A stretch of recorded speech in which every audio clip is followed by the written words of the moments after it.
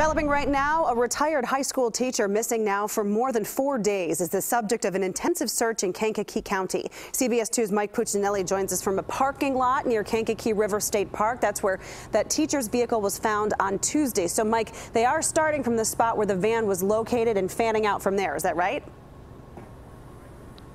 Exactly. You're exactly right. They're searching from the ground, from the air, and also from the water because the Kankakee River is very close to where I'm standing right now. Now they're searching for Daniel Jarsky. He was last seen on Sunday. That's when he left his phone and wallet at home and drove away in this red Chevy City Express van. The van was found by family members a couple of days later with his license and proof of insurance inside, but there was no sign of foul play and no sign of the 62-year-old former science teacher from Andrew High School.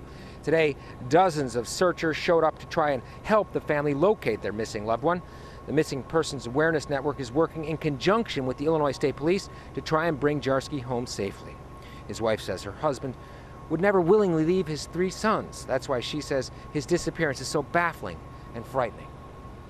There's accessible money. He didn't touch any of it.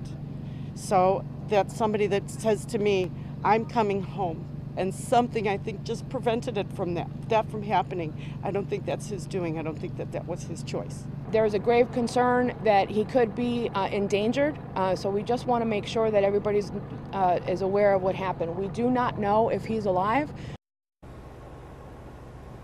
Search dogs and cadaver dogs are both being used along with boats and even some drones, but of course most of the heavy lifting is being done by folks who are out there walking right now, trudging around the very rough terrain that you see behind me right now.